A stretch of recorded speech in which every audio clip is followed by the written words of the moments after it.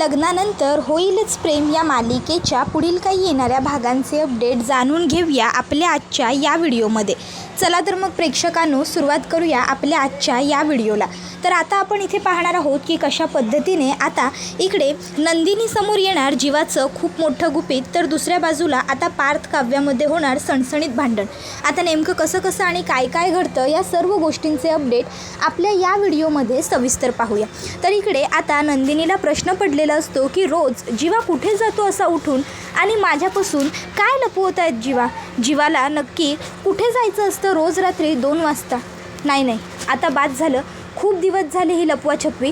आता काहीही झालं तरी मला हे शोधून काढावंच लागेल की जीवा नेमकं माझ्याशी खोटं बोलून रोज रात्री 2 वाजता कुठे जातात. आजची रात्र ही शेवटची, उद्या नक्की जीवा रात्रीचे कुठे जातात हे मी शोधून काढणारच.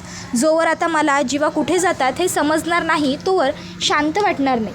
त्यामुळे मी आता नेमकं हे सगळं काय प्रकरण आहे हे बघणारच. उद्याची कसरत आहे फक्त, असा विचार करत नंदिनी कशीबशी ती रात्र घालवते. त्यानंतर मग आता दुसऱ्या दिवशी मिथुन काका हा नंदिनीकडे येतो आणि नंदिनीला सांगत असतो, नंदिनी अगं जीवाची जी जिम आहे ना, आज त्याच्या वरच्या माळ्यावरती माझं थोडं काम होतं आणि तिथे ना एक डान्स क्लाससुद्धा आहे. आज जीवा त्याची एक्सरसाइजची त्या साहित्याची बॅग घेऊन तिथे त्या डान्स क्लास बाहेर उभा होता.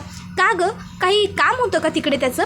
त्याबरोबर नंदिनी म्हणते काम नाही म्हणजे मिथुन काका काय ना, मला काही माहीत नाही आहे, असेल काहीतरी कामच असेल, नाहीतर जीवा कशाला ना थांबतील तिकडे, असेल काम.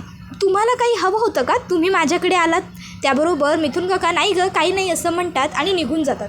नंदिनीला प्रश्न पडतो, खरोखर जीवांचं काय काम असेल डान्स क्लासच्या बाहेर, ते सुद्धा गर्ल्स डान्स क्लासच्या बाहेर? नक्की कशासाठी गेले असतील जीवा तिकडे? आता नंदिनी या विचारांमध्ये व्यस्त होते. आता इतक्यात तिला जीवा घरी आलेला दिसतो. आता जीवा घरी आलेला दिसल्याबरोबर मग नंदिनी ही अलगच लपून जीवाला बघत असते. तर जीवा काय करतो, जीवा पाण्याच्या बाटलीमधलं पाणी काढतो आणि अंगावरती शिंपडतो. जणू काही तो खूप दमून आलेला आहे, त्याला घाम आलेला आहे जिममध्ये, असं त्याला आता दिखावा करायचा असतो. आणि मग आता तो तसाच हा असं करत घरामध्ये घुसल्यासारखं नुकतंच नाटक करतो. आणि मग उगीचच ते नेहमीप्रमाणे घाम पुसण्याची ॲक्टिंग वगैरे तो करत असतो. आता जीवाला हे माहीत नसतं की नंदिनीने आधीच तो नेमकं काय करतोय हे बघितलं. मग आता जीवा हा नंदिनीला हाका मारतो, नंदिनी नंदिनी लवकर ये ना. त्याबरोबर आता नंदिनी तर हे सगळं काही लपून बघत असते, पण ती जीवाला असं दाखवतच नाही की तिने हे सगळं काही आधीच बघितलं. ती जरा जायला वेळ लावते जेणेकरून जीवाच्या हे लक्षात येऊ नये की ती तिथेच कुठेतरी आसपास होती. ती विचार करत राहते की नेमकं जीवाचं काय चाललं आहे. जीवा माझ्यापासून लपून डान्स क्लासच्या जवळ जाऊन थांबतात. रात्री 2-2 वाजता मला न सांगता एकटेच बाहेर खोलीच्या निघून जातात. नेमकं हे सगळं काय प्रकरण आहे शोधून काढावं लागेल. नेमकी काहीतरी गडबड आहे. मग नंदिनी लगेचच जीवा पुन्हा हाक मारतो, नंदिनी. तेव्हा नंदिनी तिकडे येते आणि म्हणते, ओ जीवा, अहो आलात तुम्ही, सॉरी अहो काय झालं ना, तुम्ही जिमला गेलात आणि माझे डोळेच नाही उघडले, मला उठायला उशीर झाला आणि मी आवरत होते म्हणून खाली यायला उशीर झाला. बाय द वे तुम्ही काय आज खूप जास्त थकलेलं दिसताय. काय मग कसं झालं आजचं वॉर्मअप? खूप एक्सरसाइज केलेली दिसते आज तुम्ही मला. काय आज रोजच्यापेक्षा जास्त वर्कआउट झालं का? त्याबरोबर जीवा सांगत असतो, हो रोजच्यापेक्षा थोडं जास्त वर्कआउट केलं. नाही म्हणजे काय आहे, फिट अँड फाईन बॉडी राहिली पाहिजे ना, म्हणून थोडं जास्त वर्कआउट केलं. बरं चल नंदिनी, मला ना आवरायचं आहे, ऑफिसला जायचं आहे, ऑफिसमध्ये खूप कामं पेंडिंग आहेत. त्या दिवशी बघितलंस ना तू, त्या 2 क्लायंट्सना भेटायचं राहिलं तर त्यामुळे केवढा मोठा गोंधळ झाला. त्या विजयने आपलं डील पटकावलं आणि त्यामुळे उगाच बाबा माझ्यावर रागवले. उगाच पुन्हा जर बाबा चिडले तर ते काही मला परवडणार नाही आणि झेपणारही नाही. मी आटपतो आणि निघतो. त्याबरोबर नंदिनी त्याला सांगते की हो निघा, आवरा बरोबर, नाही म्हणजे नंतर उगाच उशीर व्हायला नको ना तुम्हाला तुमच्या कामांसाठी. उगाच उशीर झाला तर परत बाबा रागवतील. मी तुमच्या ब्रेकफास्टची तयारी कुठवर आली आहे ते बघते. आशाताईंना मदतीची काही गरज असेल तर. मग जीवा हो हो चालेल, तू बघ तुझं काम कर तू, एवढं बोलून तिकडनं निघून जातो. आता जीवा तिकडनं गेल्यावर नंदिनी मात्र तिकडे तशीच बसून राहते. नंदिनी विचार करते, जीवा अहो केवढं धडधडीत खोटं बोललात तुम्ही माझ्याबरोबर. लग्नानंतर आजपर्यंत कधीही तुम्ही माझ्याशी इतकं खोटं बोलला नव्हतात. रादर तुम्ही जर कधी दारू पिऊन घरी आलात तर तुम्ही ते सुद्धा मला सहज खरं सांगायचं, माफी मागायचं, आणि आज तुम्ही इतकं खोटं बोलताय. नक्की हे सगळं कशासाठी सुरू आहे हे आता तर मला कळलंच पाहिजे. जोपर्यंत आता हे सगळं कशासाठी आणि कुणामुळे सुरू आहे हे कळत नाही तोपर्यंत काही माझ्या जीवाला शांती लाभणार नाही, एवढं मात्र खरं.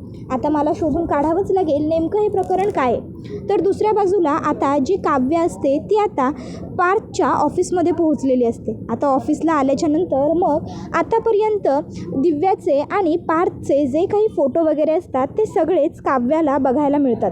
आता ते सगळे फोटो वगैरे बघितल्याच्यानंतर काव्या आधीच खूप जास्त संतापलेली असते. ती विचार करते की लग्नाची बायको घरात असताना पार्थचं हे सगळं काही काय सुरू आहे आणि कशासाठी. ही दिव्या एवढी कोण आहे आणि ही यांच्या एवढी जवळची का झाली आहे. आजपर्यंत ज्या माझ्या नवऱ्याने एकही मुलीकडे नजर वर करून बघितलं नव्हतं, माझा तोच नवरा आज सतत ह्या दिव्याच्या मागे पुढे कसला करतोय.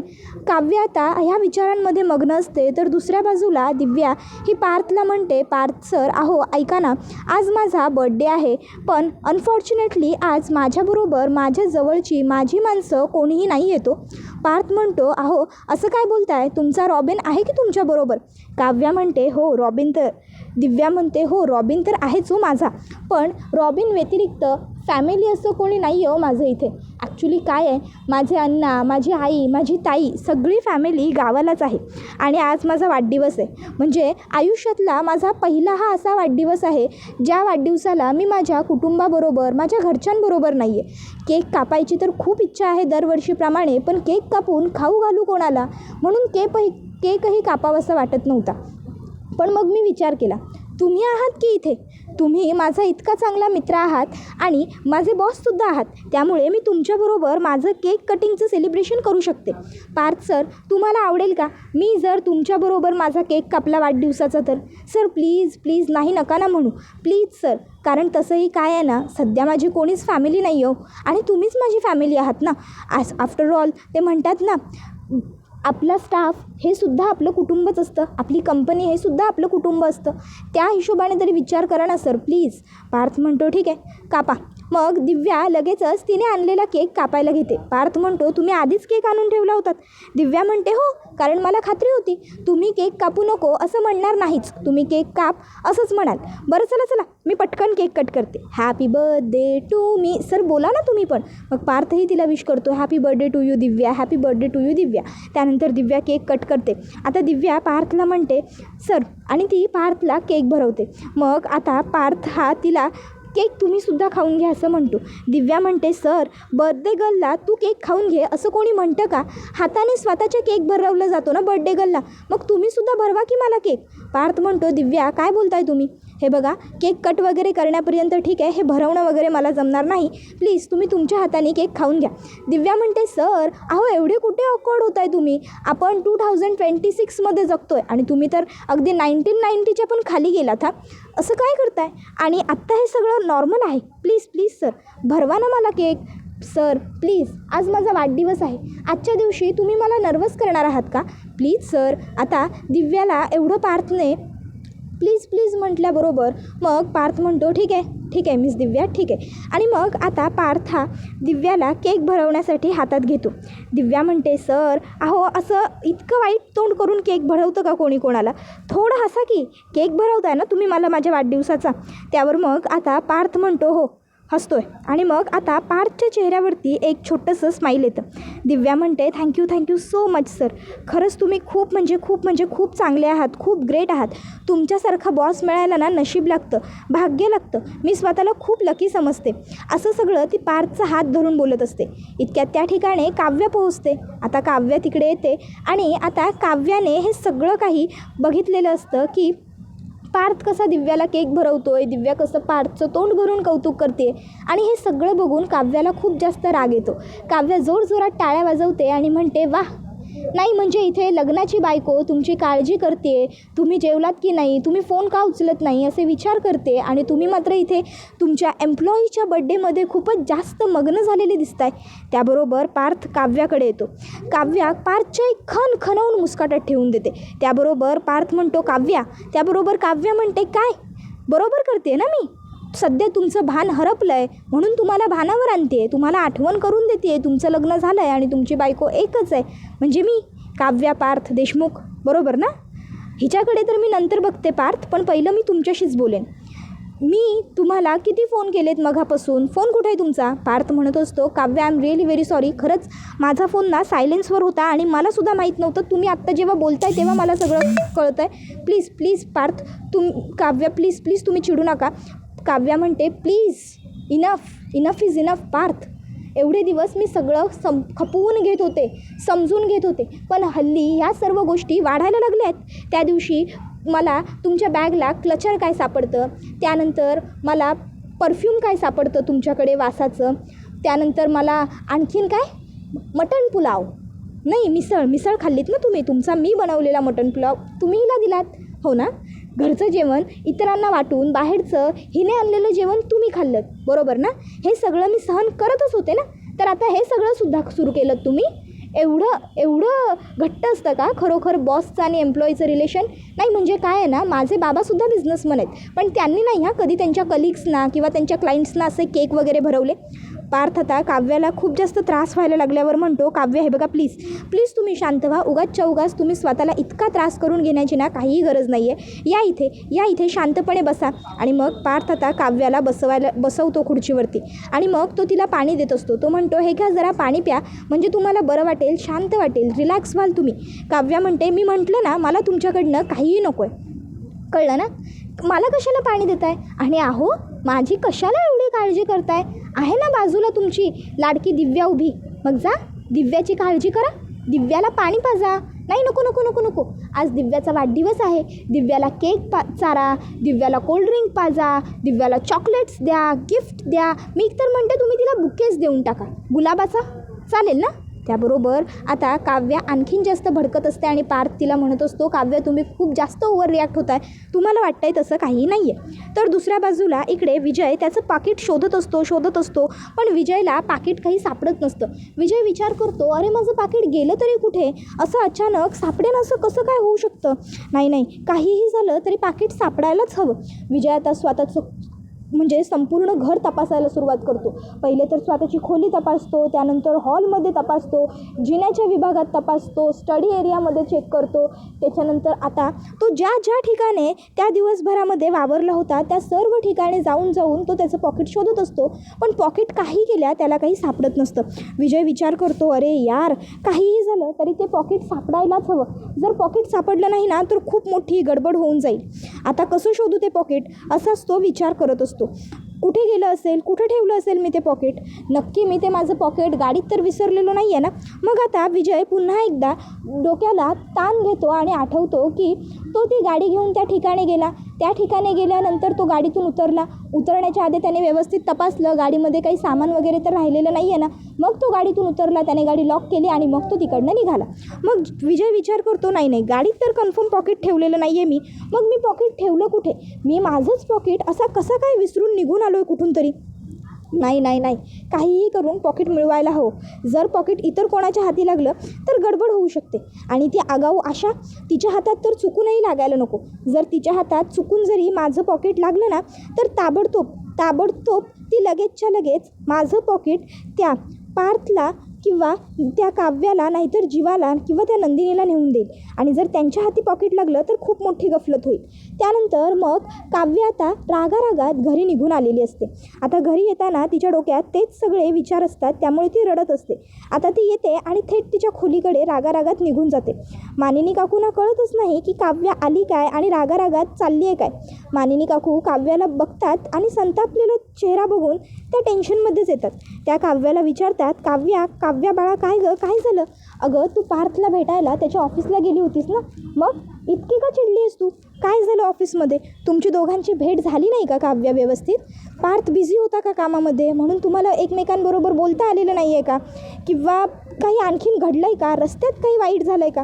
काव्य, हे बघ, जे काही असेल ते बोल ना बाळा माझ्याबरोबर. हे असं रडत बसून कसं बरं चालेल? रडणं हा कधीही कुठल्याही गोष्टीवरचा ऑप्शन नसतो आणि सध्या तर तुझ्यासाठी रडणं हा ऑप्शन नाहीच आहे. म्हणून विचारतोय, अगदी शांतपणे सांग की नेमकं काय झालं आहे? बोल ना. त्याबरोबर मग आता काव्या, विचारा तुमच्या लाडक्या मुलाला, असं म्हणत तिकडनं निघून जाते. मानिनी काकू विचार करतात की नेमकं झालं काय असेल? काव्य इतकी का जास्त भडकली असेल? आणि काव्य तर पार्थला भेटायला ऑफिसला गेली होती ना, मग काव्य एकटी का घरी आली असेल? पार्थ कुठे राहिला असेल? नाही नाही नाही नाही नक्कीच या दोघांमध्ये काहीतरी बिनसलं आहे. काव्य बेडरूममध्ये जाते आणि बेडरूमचा दरवाजा बंद करतच असते. इतक्यात आशा तिकडे येते आणि आशा काव्याला आता एक पॉकेट देते आणि मला हे अडगळीच्या रूममध्ये सापडलं असं सांगते. काव्य म्हणते, असू द्या, मी बघेन नंतर कोणाचं येते, आणि मग ती रूम बंद करून घेते. आता मानिनी काकू बघतात की काव्याने स्वतःला खोलीमध्ये कोंडून घेतलेलं आहे. मग आता जेव्हा मानिनी काकू बघतात की काव्याने कोंडून घेतलं आहे स्वतःला, तेव्हा त्यांच्या लक्षात येतं की प्रकरण खूप जास्त गंभीर आहे. पार्थचं आणि काव्याचं नक्कीच काहीतरी खूप जास्त सिरियस विषयावरती भांडण झालं आहे. हे नेमकं काय झालं आहे हे बघायला पाहिजे. काहीतरी बिनसलं आहे, पण नेमकं काय हे बघावंच लागेल. मग मानिनी काकू ह्या लगेचच विचारतात की पार्थ, तुमच्यामध्ये काही भांडण झालं आहे का? पार्थला कॉल करून. पण पार्थ आता नाही, काही नाही असंच मानिनी काकूंना उत्तर देतो. त्यानंतर मग दुसऱ्या दिवशी आता इकडे नंदिनी ठरवते की आता नक्की जीवाचं काय सुरू आहे हे मला शोधून काढायचं आहे. मग आता नंदिनी काय करते? नंदिनी आता रात्रीची जेवण वगैरे झाल्यानंतर रोजच्याप्रमाणे खोलीमध्ये लवकरच झोपायला जाते. पण आता ती खोलीमध्ये न झोपता तशीच जागी राहते. आता जीवासुद्धा तिच्या शेजारी झोपलेला असतो. नंदिनी विचार करते, आज जीवाला उठायचं नाही आहे का? नाही, अजून 2 वाजलेले नाही आहेत कदाचित. जीवा, मी झोपण्याचीच वाट बघतायत. मग नंदिनी रोजच्यासारखी झोपण्याचं यावेळी मात्र नाटक करते. नंदिनी झोपली का याची खातर जमा करत जीवा उठतो आणि जीवा खोलीतनं अलगद बाहेर जाऊन खोलीचा दरवाजा बंद करून घेतो. नंदिनीला प्रश्न पडतो, हे गेले कुठे? नंदिनीसुद्धा हळूहळू दबक्या पावलाने जीवाच्या मागे जाते. तर जीवा अडगळीच्या खोलीत येऊन त्या पाळण्याजवळ बसून रडत असतो आणि स्वतःला सर्व गोष्टींचा दोष देत असतो. पण मग नंदिनी तिकडे येते आणि नंदिनी मागून येऊन अलगद जीवाच्या खांद्यावरती हात ठेवते आणि जीवाला म्हणत असते, जीवा, मला हिंमत देता, मला धीर देता, मला पुढे सगळं आपलं भलं होणार, चांगलं होणार अशी समज घालता आणि स्वतः मात्र हे असे रडत बसता. जीवा, हो, या सगळ्याला काय अर्थ आहे? मला माहिती आहे की आपल्याबरोबर जे घडलं ते सगळं खरंच खूप वाईट, चुकीचं, अनपेक्षित होतं, पण म्हणून त्याची शिक्षा सतत स्वतःला करत राहणं किती बरं चुकीचं आहे. जीवा, प्लीज, बास, आता जे काही झालं आहे ते विसरून जाऊया.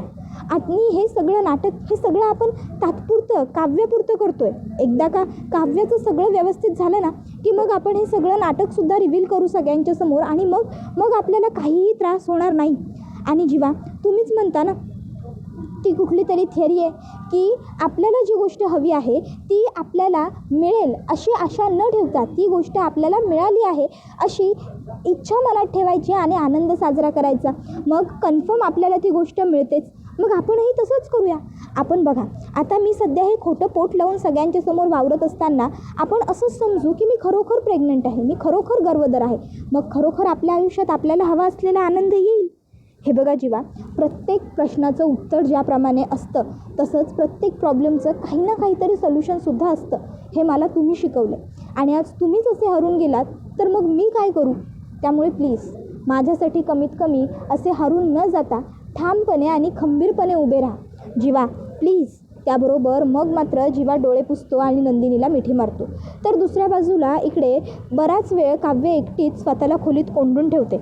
नंतर मग पार्थ तिकडे येतो, दरवाजा ठोठावतो. बराच वेळ दरवाजा ठोठावल्यावर काव्य दरवाजा उघडते. पार्थ काव्याला समजवायला येतो की काव्य, हे बघा, तुम्हाला वाटतं तसं काही नाही आहे. काव्य म्हणते, मला जे वाटलं ना ते तसंच आहे पार्थ. मी ना आतापर्यंत तुमच्यावर विश्वास ठेवून खूप मोठी चूक केली आहे. मी विचार करत होते की नाही, सगळ्या रिलेशनशिपमध्ये असं नसतं, सगळ्याच वेळी असं नसतं. पण खरं आहे, बायकोला दिवस गेले की नवरा भटकतोच आणि तुम्हीसुद्धा तेच करताय. पार्थ काव्याला म्हणत असतो, काव्या तसं नाही आहे, दिव्याचा फक्त वाढदिवस होता आणि तिच्याबरोबर तिची फॅमिली नव्हती म्हणून मी त्यावर काव्या म्हणते म्हणून तुम्ही तिची फॅमिली झालात, बरोबर ना? पण तुम्ही हे विसरलात की तिची फॅमिली होताना तुमची स्वतःची एक फॅमिली घरी आहे जी तुमची वाट बघते, बरोबर ना? त्यावर मग मात्र आता पार्थकडे काहीही उत्तर नसतं आणि हा व्हिडिओ इथेच संपतो.